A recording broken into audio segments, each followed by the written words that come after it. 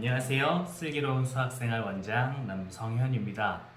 오늘은 저희가 새로 올리려는 그 동영상의 내용이 수학 공부를 왜 해야 하며 어떻게 해야 할지에 대해서 말씀을 나누고자 제가 이제 영상을 뜨게 됐습니다.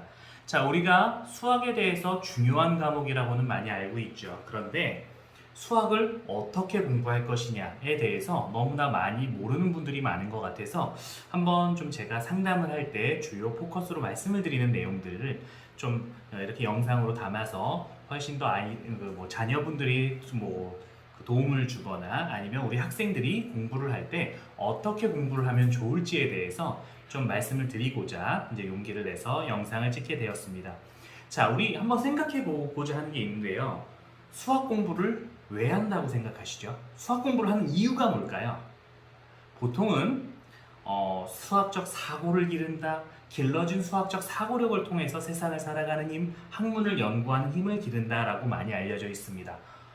네, 맞습니다. 그런 이유가 맞죠. 그런데 우리 한번 솔직하게 얘기하겠습니다. 우리가 지금 수학 공부를 해야 하는 이유는 쉽게 얘기하면 대학을 가기 위해서입니다. 너무 좀 딱딱한, 아니요, 좀 비인간적인 모습으로 보일 수는 있겠지만 우리가 대학 입시 속에서 수학이 차지하는 비중이 너무나 많이 높습니다. 자, 그래서 우리가 어찌 보면 그 대학을 가기 위한 도구로서 수학을 쓴다라고 생각한다면 우리가 그럼 접근하는 방식도 좀 달라야 하지 않을까라는 생각이 듭니다.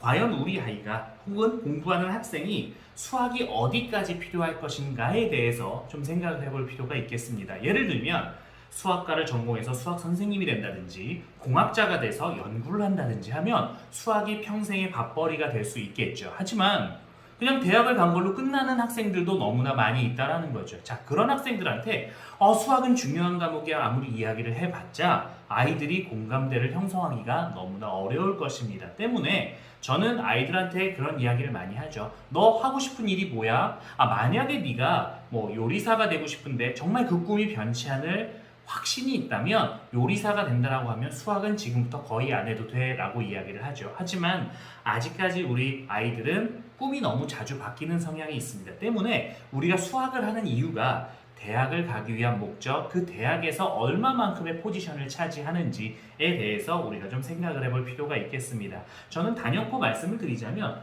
대학을 가기 위해서 수학을 공부한다. 대학이 없다면 수학을 사실 공부할 이유는 수학을 중학교 한 2학년 정도까지만 하면 실생활을 살아가는데 아무런 문제가 없습니다. 근데 우리가 그런 거에 대해서 얘기해주지 않다 보니까 아이들이 엄마 나 이거 세상 살아가는데 문제 없는데 내가 미적분을 왜 해야 돼? 라고 얘기할 수도 있겠죠. 하지만 어떤 이에게는 미적분을 통해서 밥벌이를 할 수 있는 직업의 아주 중요한 도구로서도 사용할 수 있다는 거죠. 그래서 그런 포커스에 대해서 우리 아이가 어떤 일을 하고 싶은지 혹은 내가 커서 어떤 일을 하고 싶으냐에 따라서 수학의 중요성이 아주 많이 달라진다 할 수 있겠습니다.